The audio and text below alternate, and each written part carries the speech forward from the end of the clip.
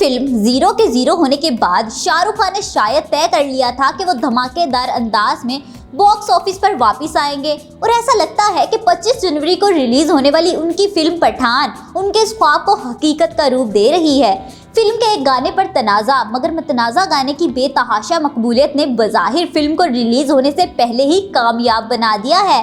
Viewers, Dubai के बुर्ज खलीफा पर शाहरुख की इस फिल्म का टीजर रिलीज होने और फिल्म की जबरदस्त एडवांस बुकिंग और सोशल मीडिया पर फिल्म के बारे में लोगों की दीवानगी से लगता है कि फिल्म कामयाब हो या ना हो, लेकिन इसका पहला हफ्ता हंगामा खेज रहेगा। जहां एक जानिब शाहरुख के दीवाने होंगे तो दूसरी जानिब भक्तों की बाइकॉट मुहिम।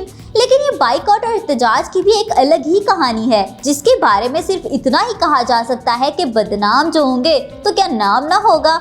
हालांकि ये फिल्म इतनी बदनाम हो चुकी है कि इसकी मजीद प्रमोशन की भी ज़रूरत नहीं, मगर फिर भी खान साहब अपनी तसल्ली के लिए प्रमोशन कर रहे हैं और ख़ास तौर पर सोशल मीडिया पर लोगों के सवालों का जवाब दे रहे हैं। शाहरुख खान के एक मदाह ने उनसे सवाल किया कि आपकी खुशियों का राज क्या है। जवाब में शाहरुख खान का कहना था, अपनी कमियों और महरूमियों को खुद तक ही महदूद रखें।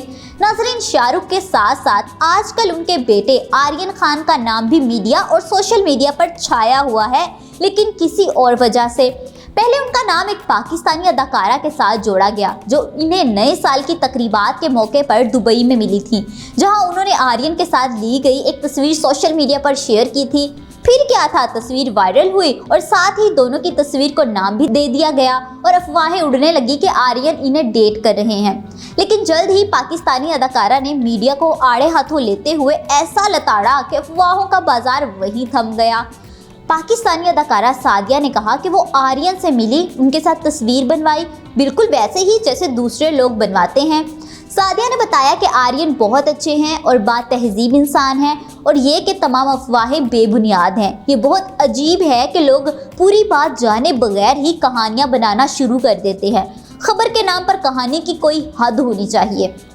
इस हवाले से दूसरा नाम अदाकारा नूरा फतेही का लिया जा रहा है। आर्यन खान ने फिल्मों में बतौर हीरो नहीं बल्कि पर्दे के पीछे रहकर फिल्में बनाने का फैसला किया है और इसकी फिल्म की कहानी तैयार है, जिसके बारे में आर्यन ने इंस्टा पर लिखा था कि कहानी तैयार है, अब एक्शन का इंतज़ार है और ये कि जल्द ही वो इस फिल्म पर काम शुरू करने वाले हैं। कहा जाता है कि कुछ फिल्में मतनाज़ा बना दी जाती हैं और कुछ मतनाज़ा होती हैं। फिल्म साज विवेक अग्निहोत्री की फिल्म कश्मीर फाइल्स इन्हीं फिल्मों में से एक है। कुछ अर्सा पहले फिल्म साज विवेक अग्निहोत्री ने ट्वीट किया था कि 95वीं अकेडमी अवार्ड के लिए उनकी फिल्म शॉर्ट लिस्ट कर दी गई है।